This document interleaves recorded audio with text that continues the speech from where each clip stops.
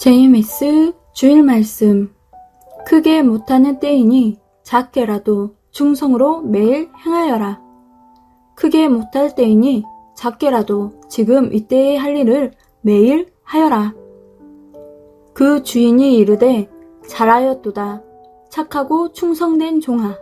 내가 적은 일에 충성하였음에 내가 많은 것을 내게 맡기리니 내 주인의 즐거움에 참여할지어다 하고. 벌써 8월 첫째 주가 되었습니다. 코로나 기간 참 많은 것들이 막혀있는 때입니다. 이런 시기이기 때문에 우리에게는 위기가 많습니다.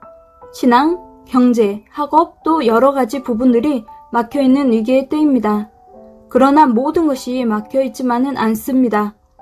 반드시 뚫려있는 부분이 있습니다. 하늘이 무너져도 솟아날 구멍이 있다고 하죠. 위기 속에 반드시 기회는 찾아옵니다. 성령님께서 좋을 때든 나쁠 때든 기회가 오니 이 기회를 따라 지혜롭게 행하자 하십니다. 지난주에는 위기가 기회다 하셨는데요. 왜 위기가 기회일까요? 위기의 기와 기회의 기는 같은 말입니다. 그래서 위기란 위태롭지만 기회의 때라는 거죠.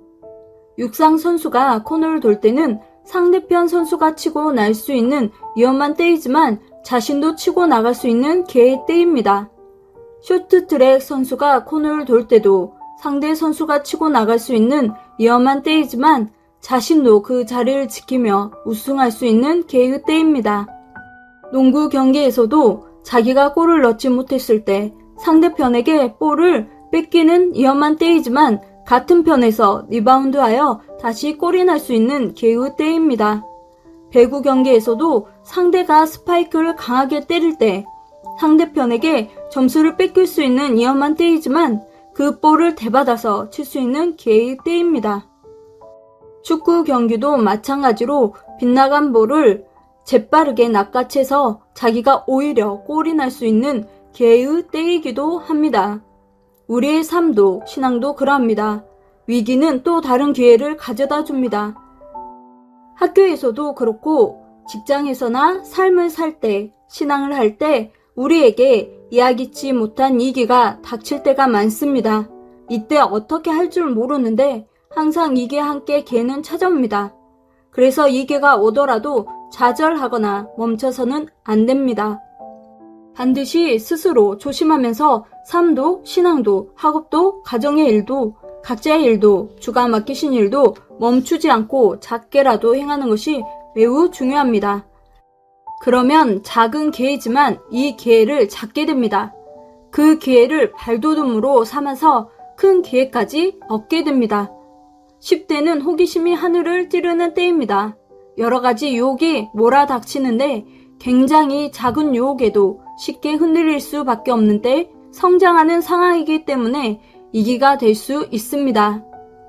길을 잘못 들이면 평생 불편하겠죠? 제대로 다시 만들려면 아예 뜯어고쳐야 합니다. 10대는 위기가 될 수 있지만 주님을 제대로 믿고 자기를 닦으면 제대로 성장할 수 있는 기회가 되기도 합니다. 공부도 그렇죠?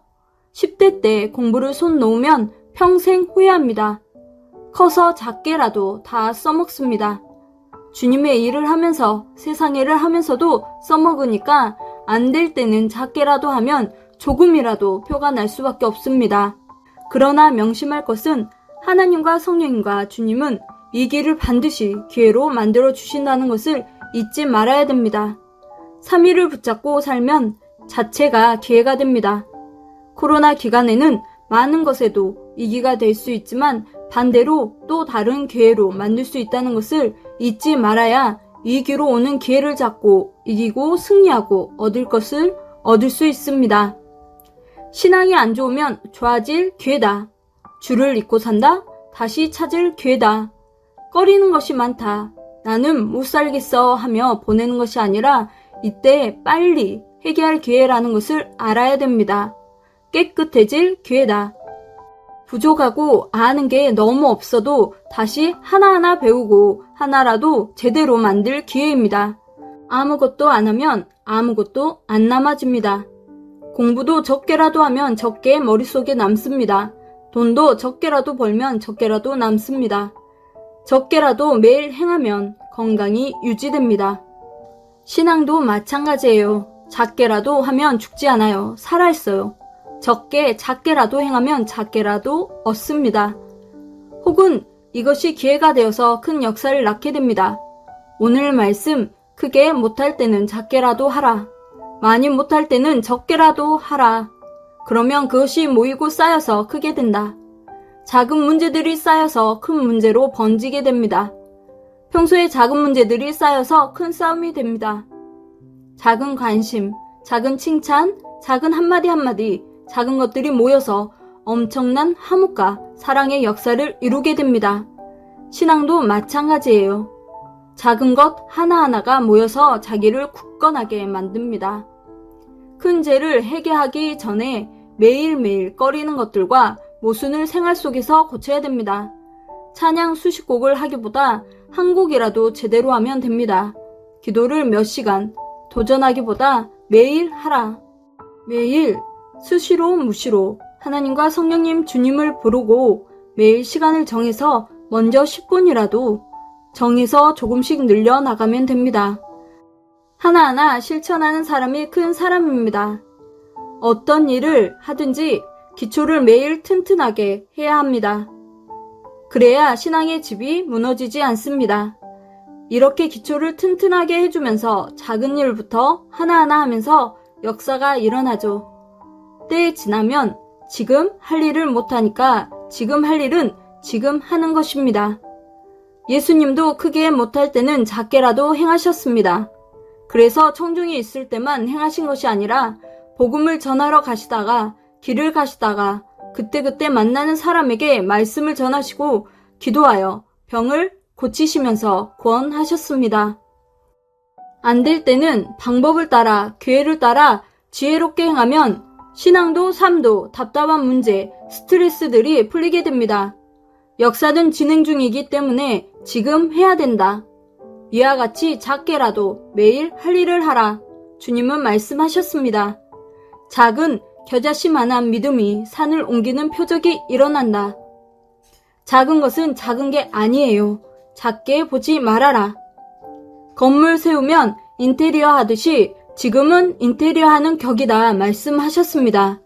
건물 세운 후에 인테리어 하는 격이다.